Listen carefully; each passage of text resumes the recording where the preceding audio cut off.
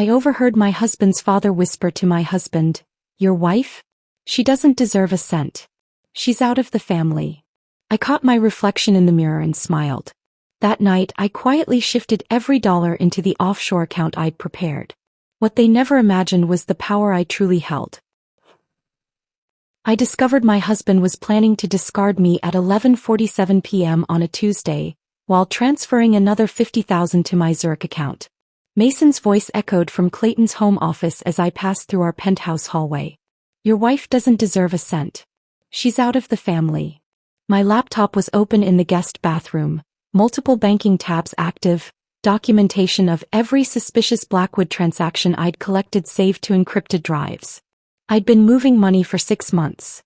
Not stealing, just protecting what was legally mine before they could steal it from me.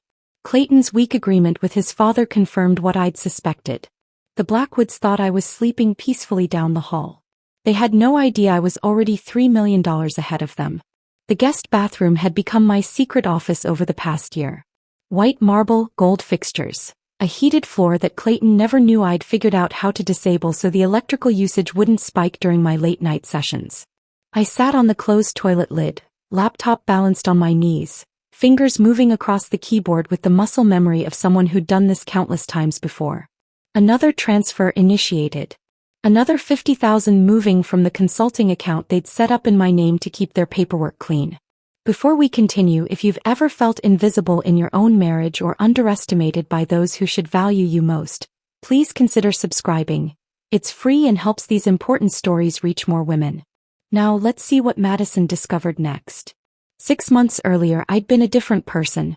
Still Madison Blackwood on paper, still playing the role of devoted wife. But something had shifted the day I found that first invoice.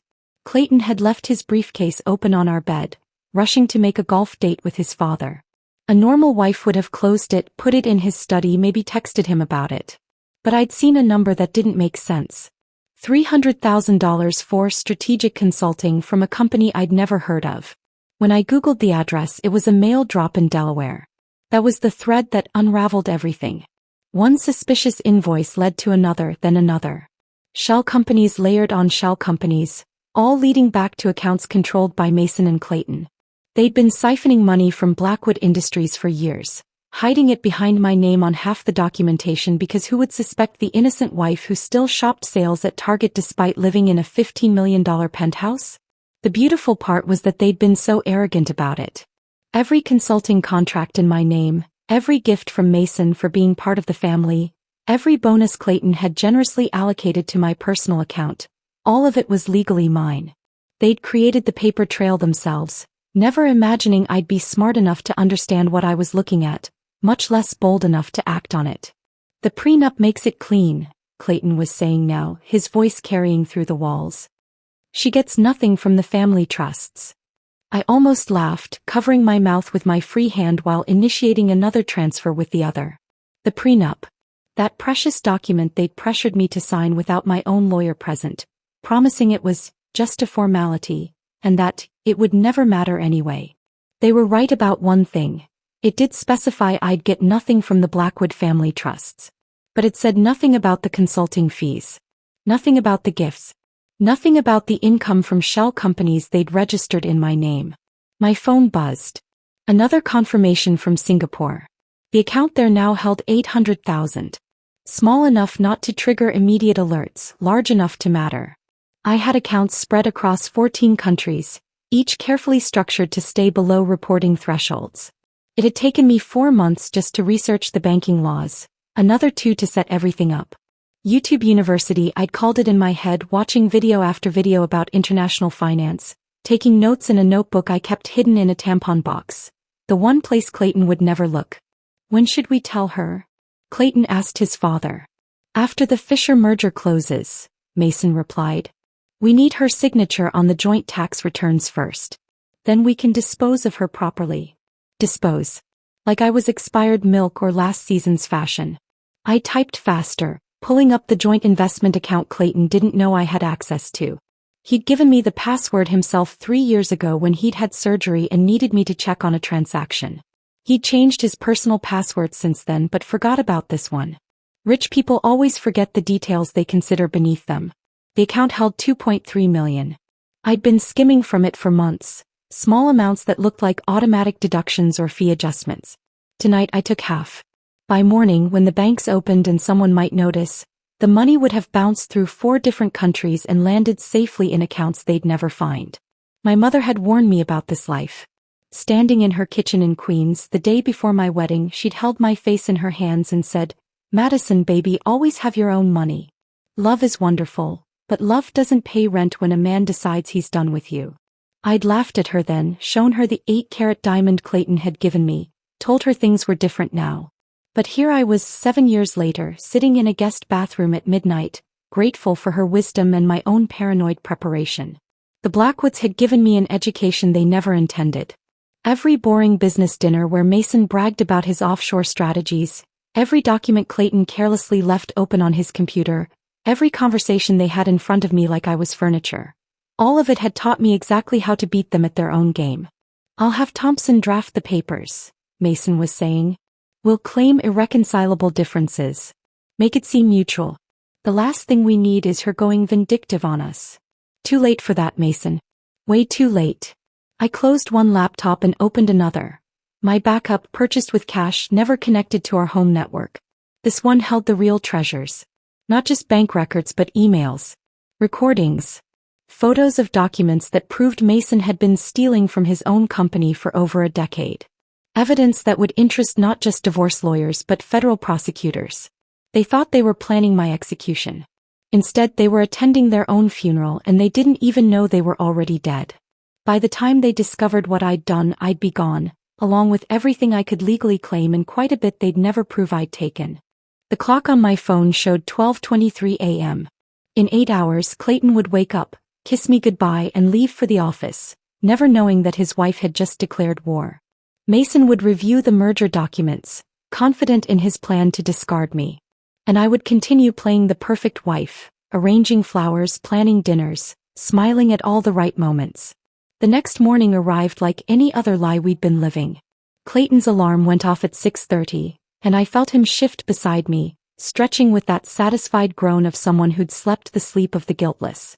My eyes stayed closed, breathing regulated, playing the part of the peacefully sleeping wife while my mind raced through the transfers I'd completed just hours before. $3.2 million, scattered across the globe like seeds that would grow into my new life. "Morning, beautiful," Clayton murmured, kissing my shoulder. The same shoulder he'd agreed to strip of everything just 8 hours earlier. I made a sleepy sound, turned toward him with a drowsy smile that had taken years to perfect.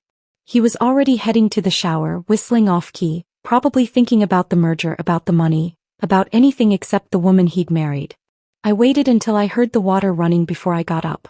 My reflection in the bedroom mirror showed nothing of last night's revelations. Same face, same body, same woman who'd stood before this mirror in a wedding dress 7 years ago, believing in forever. But now I saw what had always been there. The slight hollow under my eyes from years of pretending not to notice, the tension in my jaw from biting backwards, the careful posture of someone always performing for an audience that was never going to applaud. The family dinner at Mason's estate had ended at 10, later than usual because Victoria had wanted to discuss her new charity committee position. Another tax write-off disguised as philanthropy. I'd sat through 3 hours of subtle insults wrapped in compliments, watching Victoria and Clayton exchange those looks whenever I spoke, feeling Susan's eyes evaluate everything from my posture to my pronunciation of certain words. They'd been particularly vicious last night, probably excited about their plan, unable to resist taking extra shots at the woman they were about to discard.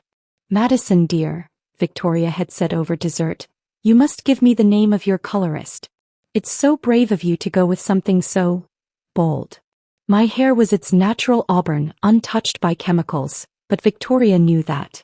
She also knew that implying I colored it was her way of suggesting I was trying too hard, reaching above my station. I'd smiled, thanked her, even pretended to write down the name of a salon I'd never visited. That was always my role at these dinners, grateful recipient of wisdom from my betters. Clayton had squeezed my knee under the table and I'd thought it was support. Now I realized it was a warning to keep playing along. The drive home had been silent except for Clayton scrolling through his phone, occasionally showing me things I was supposed to find interesting. A new restaurant opening. Some gossip about a colleague's divorce. Normal Tuesday night conversation for a normal Tuesday night couple, except we'd never been normal, had we? I'd just been too desperate to believe in the fairy tale to see the prison bars. I heard the shower turn off and quickly busied myself with selecting Clayton's tie for the day. The blue Hermes with the subtle pattern, the one that brought out his eyes. The same eyes that had looked at me with such sincerity when he'd promised to love and cherish me. I laid it on the bed next to his pressed shirt, the perfect wife still performing her perfect duties. "You're up early," Clayton said, emerging from the bathroom with a towel around his waist, his chest still damp. He'd kept himself in good shape, I'd give him that. Probably for whoever he was seeing on those late nights at the office. "Couldn't sleep," I said, which was true enough. "Thought I'd make you breakfast before your big day. The Fisher meeting is this morning, right?" His eyes sharpened slightly. "How did you know about that?" "You mentioned it last week," I lied smoothly. I'd seen it on his calendar when he'd left his laptop open, right next to emails about transitioning Madison out of the picture post-merger. "Right, of course." He relaxed, started getting dressed. "Actually, skip breakfast. I'll grab something at the office. Dad wants to prep before the meeting." Dad. He still called Mason Dad, like he was 12 years old seeking approval.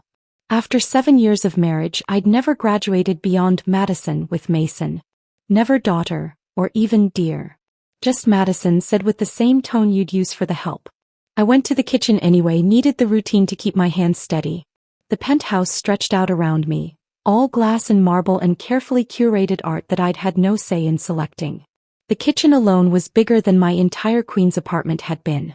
Sub-zero refrigerator, La Cornue range, countertops that cost more than most people's cars.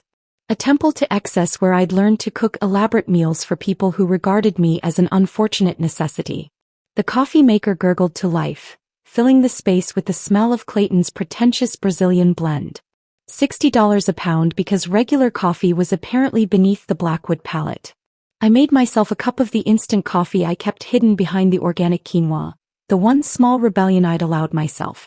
Tasted like reality, bitter but honest. Clayton emerged 20 minutes later, fully dressed in his armor of expensive wool and entitlement. I handed him his coffee in his monogrammed travel mug, watched him check his watch. The Patek Philippe Mason had given him when he made partner, worth more than most people's annual salaries. "I might be late tonight," he said, not looking at me. "The merger details are complex." "Of course," I said. "I'll have dinner ready whenever you get home." He paused at the door, turned back to look at me. For just a moment something flickered across his face. Guilt maybe, or perhaps just annoyance that I was still there, still playing my part when he'd already written me out of the script. "Madison?" "Yes." He shook his head. "Nothing. Have a good day." The door closed behind him with the expensive quiet of precision engineering, leaving me alone in our $15 million cage. I stood there for a long moment holding my instant coffee, feeling the weight of what was coming. Then I walked to the window, looked out at the city 40 floors below and raised my mug in a toast to the skyline. "Have a good day too, Clayton," I whispered. "Enjoy it while it lasts." The city below looked different from 40 floors up after you'd made a decision that would change everything. I stood at the window for another moment, watching Manhattan wake up, before turning back to the pristine kitchen that had never felt like mine. The confirmation emails were already arriving on my phone, each ping a small victory. Deutsche Bank Singapore, transfer received. Credit Suisse, account activated. Each notification made my hands steady rather than shake. Fear had transformed into something else entirely, purpose. I pulled out my phone and scrolled through my contacts to a number I hadn't called in 2 years. Emma. My sister, who'd told me exactly what she thought of Clayton at our engagement party, who'd warned me about the Blackwood family's reputation, who'd been right about everything. She'd stopped talking to me after I'd chosen their money over her concerns. The phone rang once, twice, 3 times. I almost hung up. "Madison." Her voice was cautious, like she was speaking to a ghost. "Is this really you?" "Am I?" My voice caught. "How did you apologize for 2 years of silence? For choosing people who saw you as disposable over the sister who'd held your hair back through every heartbreak? Are you hurt?" The caution in her voice shifted immediately to concern. "Did something happen? I need your help." The words came out in a rush. I know I have no right to ask, I know I chose them over you, but Emma, I need you. I really need you. There was a pause that stretched across the miles between New York and Chicago. Then I heard her exhale, long and slow. I never liked that pompous ass anyway, Maddie. What do you need me to do? The relief nearly brought me to my knees. Maddie. She called me Maddie, the nickname from when we were kids sharing a bedroom in Queens, before Clayton, before the Blackwoods, before I'd lost myself in designer clothes and charity luncheons. I need a place to stay. Maybe soon. Maybe very soon. And I need you to not ask questions yet. Done. My spare room's yours. Hell, my whole apartment's yours if you need it. When? I don't know yet. Maybe a few weeks. I have to be careful about how I do this. Maddie. Emma's voice softened. Is he hurting you? Not physically. But Emma, they're planning to throw me away. I heard them discussing it. Mason and Clayton, they're going to divorce me and leave me with nothing. Those bastards. I knew it. I told you at Christmas that something was off. The way they looked at you like you were hired help. And Clayton's sister, that Victoria woman, she's poison in Prada. You were right about all of it. I moved to the living room, sinking into the couch that cost more than most people's cars. I should have listened. Hey, no. Don't do that. You loved him. You wanted to believe in the fairy tale. We all do sometimes. She paused. But Maddie, if you're leaving, you need to be smart about it. The Blackwoods have money and lawyers, Anne. I know. I'm being careful. I've been planning. Good. That's my girl.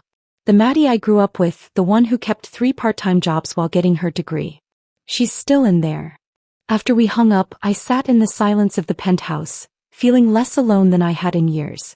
Emma hadn't hesitated. Despite everything, despite my choosing Clayton's world over our relationship, she'd simply asked what I needed. That was family. Real family.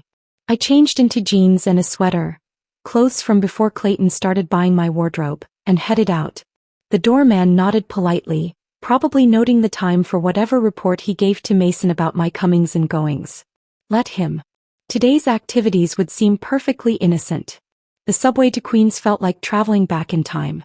Each stop took me further from the Blackwood universe of drivers and valet parking, closer to the world I'd grown up in. The diner on Northern Boulevard hadn't changed. Same cracked vinyl booths, same coffee that could strip paint, same comfort and anonymity. Rachel was already there, tucked into a corner booth, wearing a government employee's uniform of sensible suit and minimal jewelry. We'd been roommates our senior year at CUNY, both scholarship kids working multiple jobs, both determined to be more than our zip codes predicted.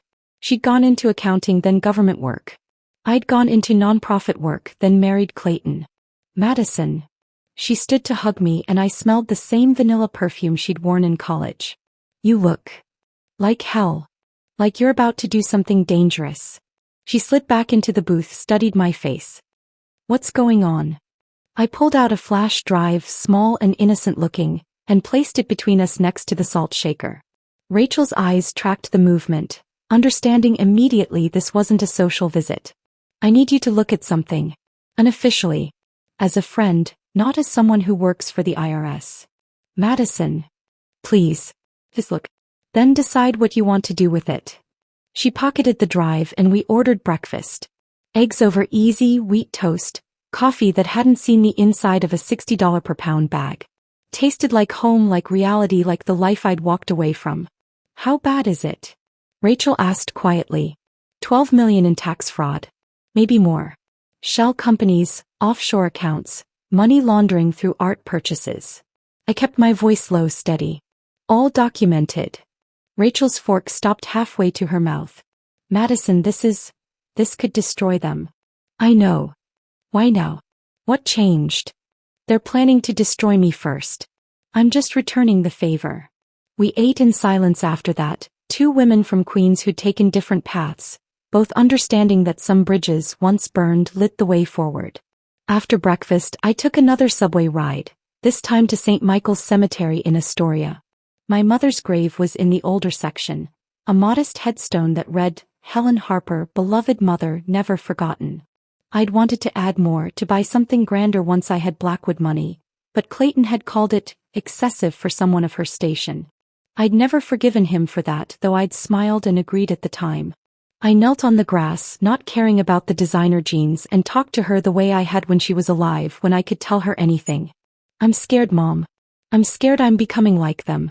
Moving money in the shadows, planning revenge, documenting their crimes to use against them. This isn't who you raised me to be.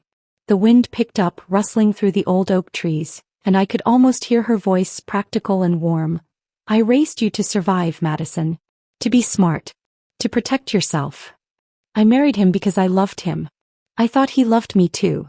But even as I said it, I remembered my mother's words after my father left, leaving us with nothing but debt and broken promises. Never depend on a man for your worth, Madison. The only power that matters is the power you create yourself. She'd been right then. He was right now. I left the cemetery with dirt on my knees and my mother's strength in my spine. The subway ride back to Manhattan gave me time to think, to plan the next moves in this chess game where the Blackwoods didn't even know I was playing.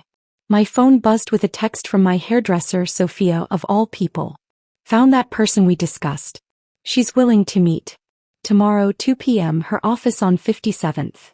3 weeks ago, during a color touch-up, I'd carefully mentioned needing a good lawyer, someone who understood complex divorces. Sophia's hands had paused in my hair for just a moment before she'd said, "My cousin's friend went through something ugly with her Wall Street husband. The lawyer she used was brilliant. Discreet too." I'd memorized the name she'd whispered. Diane Lawson. Diane's office occupied the 20th floor of a building that whispered old money without screaming it. No chrome and glass like the corporate law firms Clayton used, just worn leather and dark wood that suggested decades of secrets safely kept.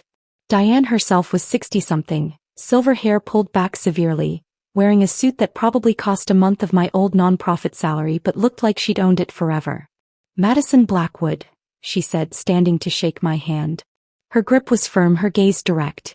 Sophia's cousin filled me in on the basics. Wealthy husband, prenuptial agreement, potential complications.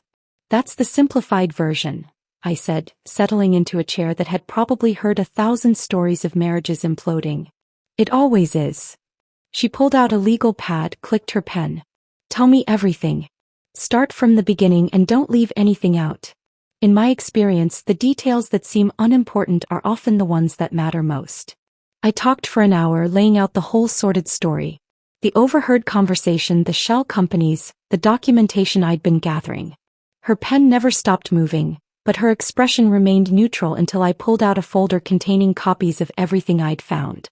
She reviewed the documents in silence for 20 minutes while I sat there, my hands clenched in my lap, wondering if I was crazy, if I was overreacting, if maybe I should just accept the divorce and walk away with whatever crumbs they offered. Then Diane whistled, low and impressed. "Mason Blackwood's been running a $12 million fraud scheme, and you've got him dead to rights. This isn't just divorce leverage, Madison. This is federal crime territory." "I know. No, I don't think you fully understand. This documentation, properly presented, could result in criminal prosecution. Prison time. Complete financial destruction." She set down the papers, studied me over her reading glasses. "The question is, what do you want? Justice? Revenge? Financial security? Because how we proceed depends entirely on your end goal." "I want to not be thrown away like garbage," I said, the words coming out harsher than intended. "I want them to understand that I'm not some helpless trophy wife they can discard when convenient." "Then we need more. What you have is good, excellent even. But if we're going nuclear, we need everything." That night, while Clayton attended another late merger meeting, I sat on our bedroom floor with his laptop. He'd been careless lately, leaving it open, logged in like I was too stupid to understand what I might find. It took me 3 hours and 4 YouTube tutorials to figure out how to recover deleted emails, but when I did, the results made my blood run cold. There it was, dated 2 weeks ago, from Clayton to Victoria. Phase 2 initiated. Marcus situation being arranged. Documentation will be ready by month end. Marcus. My former personal trainer. A sweet kid from Brooklyn who'd helped me get in shape for last year's charity gala. Clayton had insisted I stop seeing him 6 months ago, claiming we couldn't afford it, which was laughable considering he'd spent $30,000 on a watch the same week. The email thread went deeper. Victoria had responded with contact information for a private investigator who specialized in creating narratives for difficult divorces. They were planning to manufacture an affair, complete with doctored photographs and false witness statements.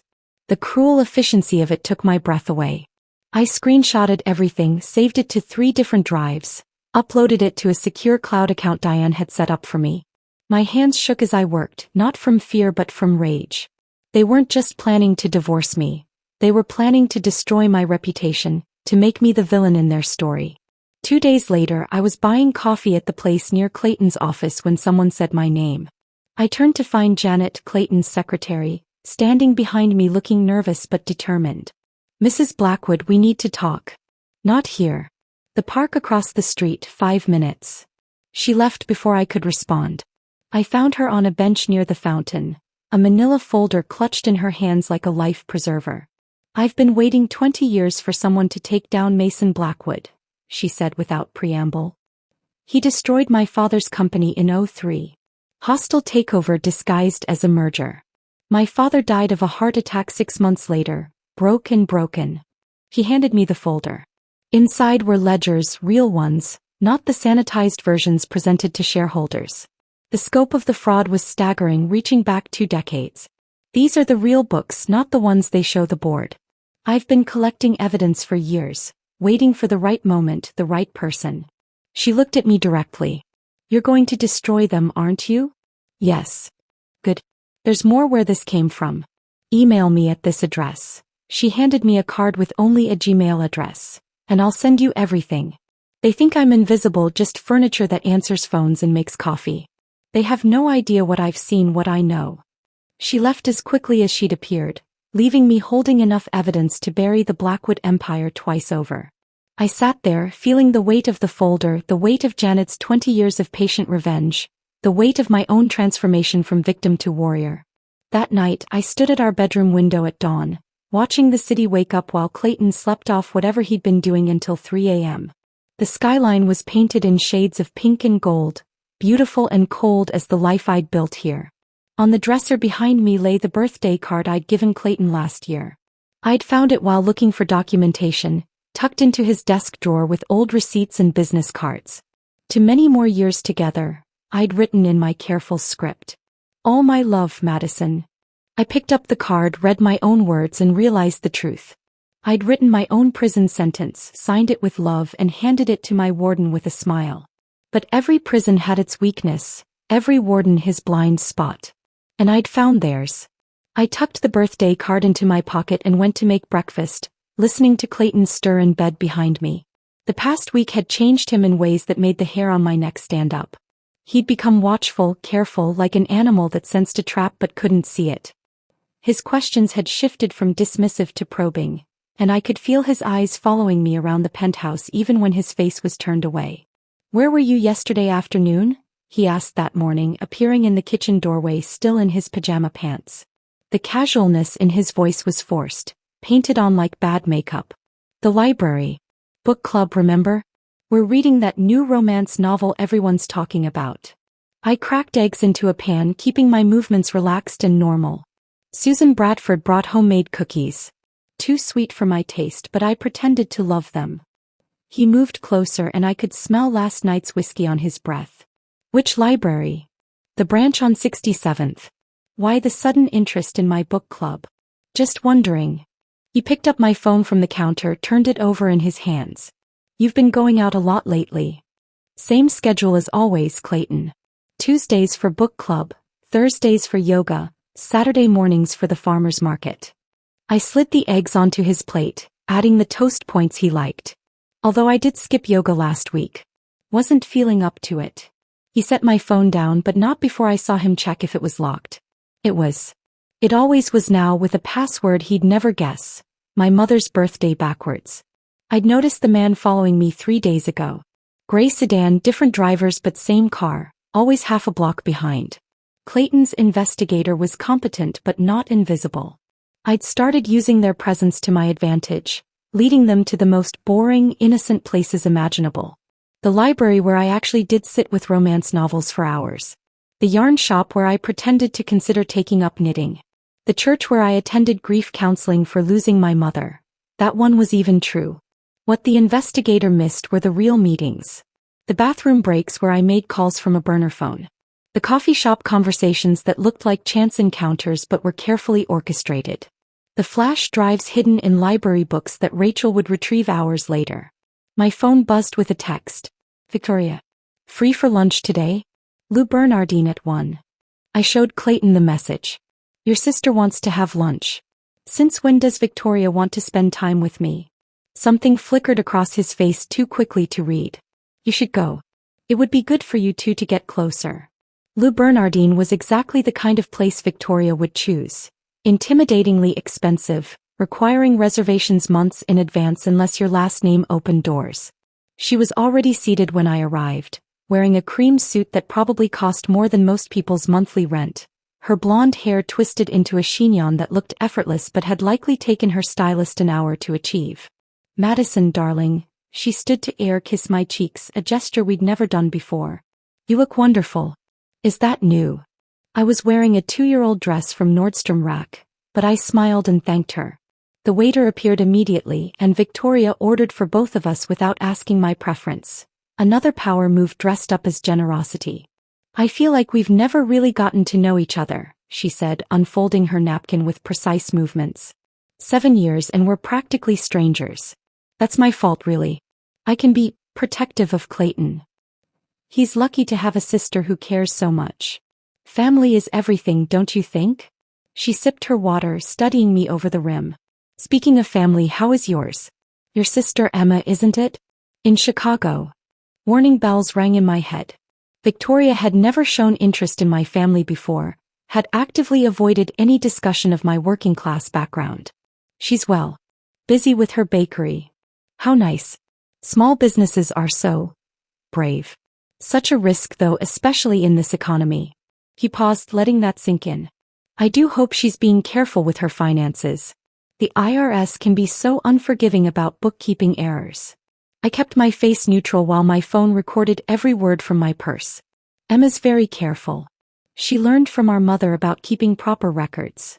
Of course. Still, it would be tragic if someone were to, say, misinterpret certain financial documents.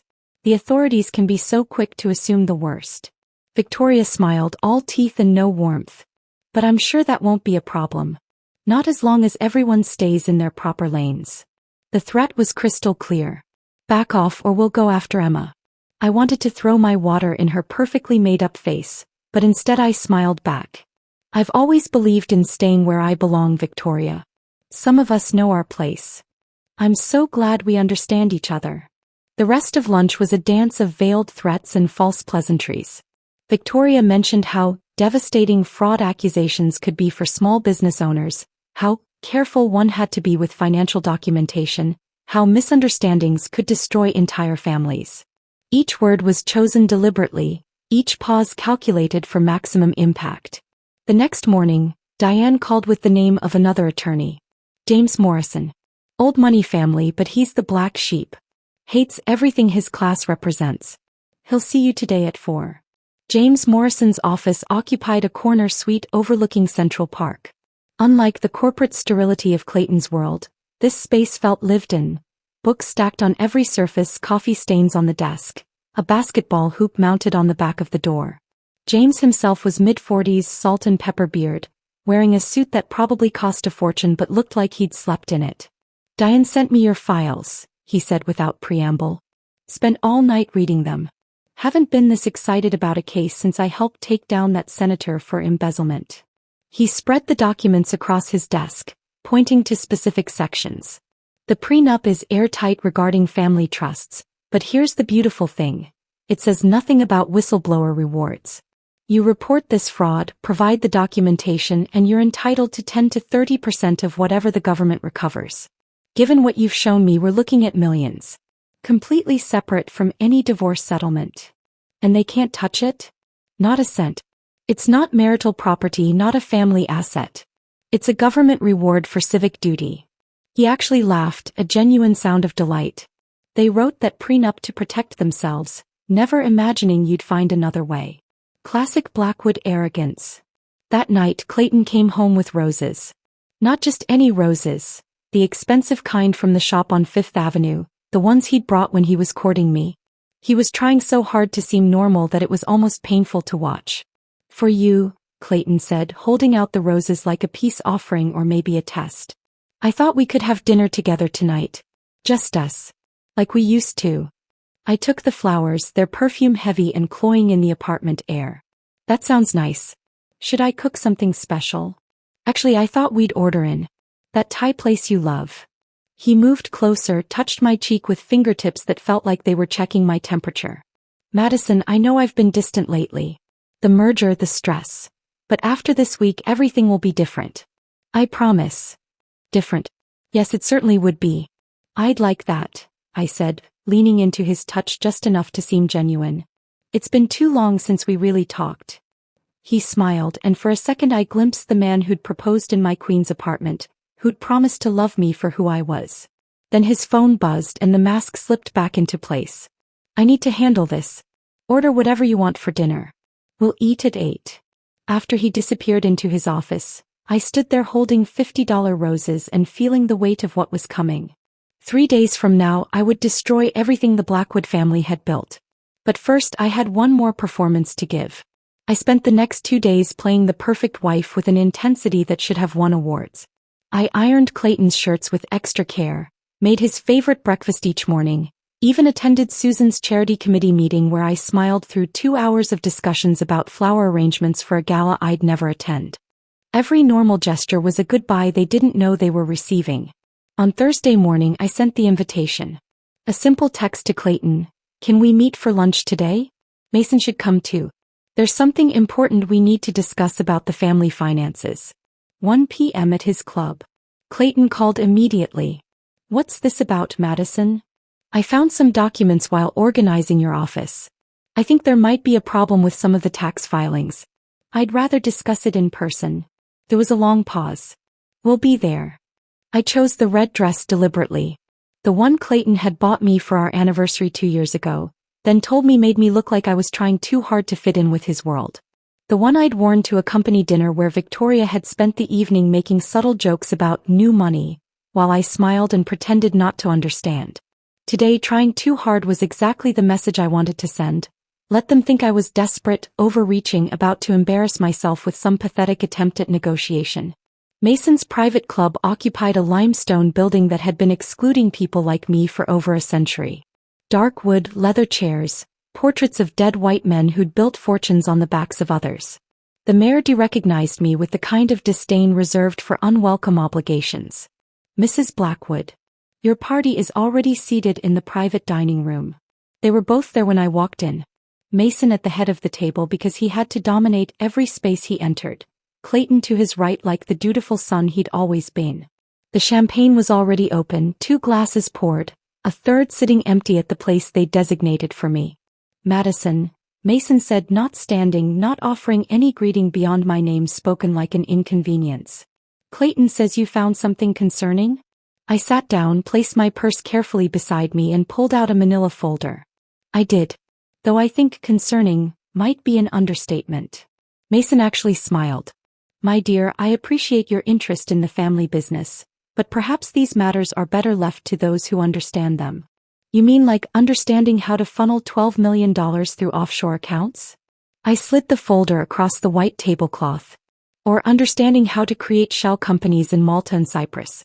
Or maybe understanding how to launder money through inflated art purchases." Mason's hand hesitated over the folder. For the first time since I'd met him, I saw uncertainty flicker in his eyes. He opened it slowly like it might contain something poisonous. In a way it did. His face went through a transformation that was almost beautiful in its completeness. Smug confidence to confusion to understanding to rage, each emotion painted clearly across features that had probably never shown such honest expression. The champagne glass in his other hand started to tremble. "What is this?" His voice came out as a croak, nothing like the commanding tone he'd used moments before. "It's reality, Mason. Every offshore account, every falsified valuation, every bribe disguised as a consulting fee. 7 years of federal crimes, all documented, all verified, all with your signature." Clayton grabbed the folder from his father, his face draining of color as he flipped through the pages. "Madison, what have you done?" "I've done what you trained me to do. I've paid attention. All those years of being invisible, of being furniture in your conversations, of handling your secretary work, because you couldn't be bothered. I learned everything. This is. Clayton's hands were shaking now, papers rustling with his tremors. These are private documents. You had no right. Actually, I had every right. Half of these companies are in my name, remember? You put them there to hide your crimes. Every consulting fee you paid me to keep quiet about the irregularities I found? I kept those receipts. Every document you had me sign without reading? I made copies. Mason's face had turned an alarming shade of purple. You little. Careful, Mason. We wouldn't want to add assault charges to your federal indictment. We can talk about this, Clayton said, reaching across the table like he wanted to take my hand but couldn't quite bring himself to touch me. Madison, please. We loved each other once. I stood up, smoothing the red dress they'd always said tried too hard. You loved having someone you could control. Someone grateful. Someone who wouldn't ask questions. And I loved the man I thought you were. The one who proposed in my Queen's apartment. The one who said he loved me for exactly who I was. I picked up my purse, keeping my voice steady. We were both wrong. This is blackmail, Mason sputtered, finally finding his voice again. We'll fight this. Our lawyers. Your lawyers will be busy. The originals are already filed with the SEC, the IRS, and the FBI. They're probably executing search warrants on your offices right now. I walked toward the door, each step measured and deliberate. Behind me, I heard the crash of Mason's champagne glass hitting the table, Clayton's voice calling my name with increasing desperation. As I reached for the door handle, Mason's voice rose to a roar. You've destroyed everything. 3 generations of theft, I said without turning around. And one woman who finally said enough. I opened those mahogany doors and walked through them, past the portraits of dead men who'd built empires on lies, past the Mayor D, who looked at me with something that might have been respect, out into the afternoon sunlight that felt like freedom. The afternoon sun felt warm on my face as I stood on the sidewalk outside Mason's club, breathing in air that tasted like victory and terror combined. My phone was already buzzing. 17 missed calls from Clayton, 4 from Victoria, 1 from Susan. I didn't answer any of them.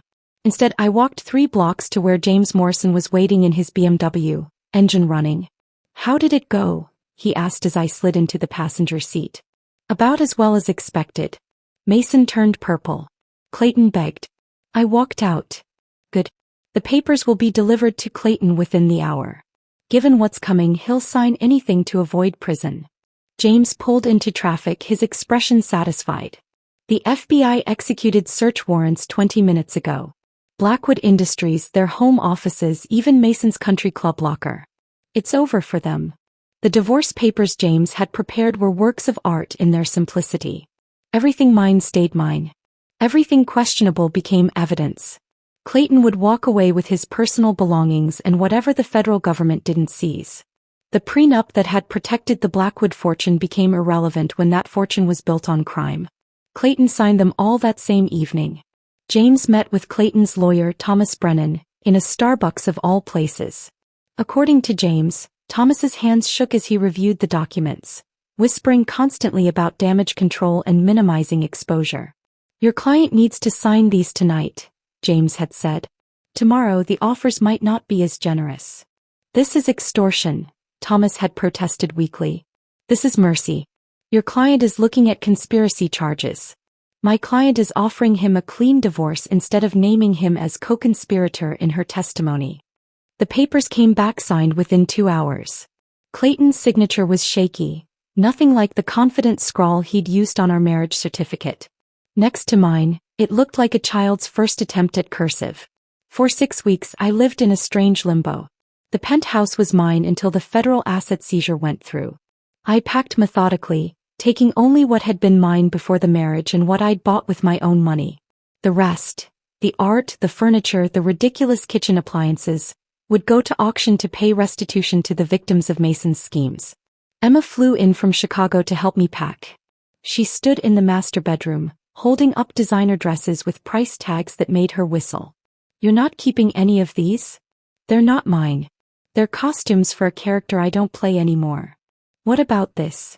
She held up a simple black dress, one I'd bought myself from a department store sale. That one comes with me. We were folding clothes when Emma's phone buzzed. Oh my God, Maddie. You need to see this. The video was shaky, obviously filmed on someone's phone. Mason Blackwood being led out of his country club in handcuffs, FBI agents on either side. His golf partners, men he'd known for decades, scattered like startled pigeons. Someone had perfectly captured the moment his face shifted from indignation to disbelief. That instant when he realized his money and connections meant nothing anymore. The audio was even better. Victoria's voice, shrill and panicked. This is a conspiracy. You don't know who you're dealing with. The Blackwood name means something in this city. Security guards escorted her away as she continued screaming about frame jobs and jealous wives. The video had 3 million views by evening. You did that, Emma said softly. You brought down Mason Blackwood. I just told the truth. Same thing in his world. The investigation that followed was like watching dominoes fall in slow motion. Each document I'd provided led investigators to 3 more crimes. Each crime led to more conspirators. The Brazilian subsidiaries weren't just tax shelters. They were washing money for human traffickers. The art purchases weren't just money laundering. They were bribes to judges for favorable zoning decisions. The shell companies had funded a senator's entire campaign illegally. My evidence had been the key that opened a door to a room full of crimes I'd never imagined. Federal investigators called me back 6 times for additional testimony. Each time they looked at me with something between gratitude and amazement. You documented everything, Agent Sarachin said during one session. Most whistleblowers give us fragments. You gave us a roadmap. I had a good teacher, I replied. Mason himself. He just didn't know he was teaching me. 3 months into the investigation, my phone rang at 2 a.m. Clayton. I almost didn't answer, but something made me pick up. Madison. His voice was rough, like he'd been drinking. Please. I need you to recant your testimony. Clayton, you signed the divorce papers. We're done. I'll give you anything. Money. I still have some hidden accounts Mason doesn't know about. The house in the Hamptons, it's in my mother's maiden name. We could try again. Clayton. I loved you. The words exploded out of him. I did in my own way. You have to believe that. Your way of loving included planning to leave me with nothing. That was Mason's idea. All of it. The divorce, the setup with Marcus, everything. I was going to fight him on it, I swear. I sat in my empty bedroom surrounded by packed boxes and felt nothing but tired. No, you weren't. You vindictive. He caught himself, then the dam burst. You destroyed everything. 3 generations of building and you tore it down out of spite. You never deserved the Blackwood name. You were nothing before us and you'll be nothing after. There was the real Clayton, the one who'd been hiding under the charm and the expensive suits. The poison Mason had planted in him had roots so deep they'd become part of his DNA. You're right, I said calmly. I never deserved the Blackwood name. I deserved better. I hung up and blocked his number. Then I sat in the darkness of what used to be our bedroom and felt the strange peace that comes from hearing someone finally tell you exactly who they are. The trial would start in 2 months. Mason faced 47 federal charges. Victoria was named as co-conspirator in 12 of them. Clayton had avoided prosecution by millimeters, saved only by his ignorance of the deeper crimes. But ignorance and innocence weren't the same thing, and everyone knew it. The Blackwood Empire hadn't just fallen. It had been excavated, examined, and exposed for the criminal enterprise it had always been. And I had been the one holding the shovel. The courthouse steps were slick with morning rain when the verdict came down. I wasn't there. My lawyer advised against it, said my presence might turn into a media circus. So I watched from my new apartment in Brooklyn, a 2-bedroom walk-up that cost less per month than Clayton used to spend on wine. The CNN reporter stood where I'd walked months earlier, her voice carrying across my small living room. Mason Blackwood, once one of Manhattan's most powerful businessmen, was sentenced today to 15 years in federal prison for fraud, money laundering, and conspiracy. His son Clayton received 3 years supervised release for his peripheral involvement. The judge called it one of the most extensive corporate fraud schemes in recent history. The numbers scrolled across the bottom of the screen. 20 million in fines. Complete dissolution of Blackwood Industries. Assets seized totaling 47 million. Every property, every account, Every piece of art they'd bought with stolen money, gone. I turned off the television and made myself instant coffee in my simple kitchen with its dated appliances and chipped countertops. Tasted like freedom. The whistleblower reward came through 2 weeks later. $3 million deposited into an account that no Blackwood lawyer could touch. Clean money for the first time in 7 years. James Morrison called to confirm the transfer, his voice carrying the satisfaction of a job well done. It's yours free and clear. What are you planning to do with it? I'd been thinking about that question since the day I filed the reports. Build something better. The foundation came together faster than I'd expected. Harper's House, a resource center for women trapped in financial abuse. Not just wives of wealthy men, but women whose partners controlled them through money, through debt, through economic manipulation dressed up as love. I'd learned that prison bars came in many forms, and the golden ones were sometimes the hardest to escape. Jenna was my first hire. She'd sent me a card after Mason's sentencing that simply said, "Thank you for doing what I couldn't." When I called to offer her a position as the foundation's administrative director, she cried for 5 minutes before accepting.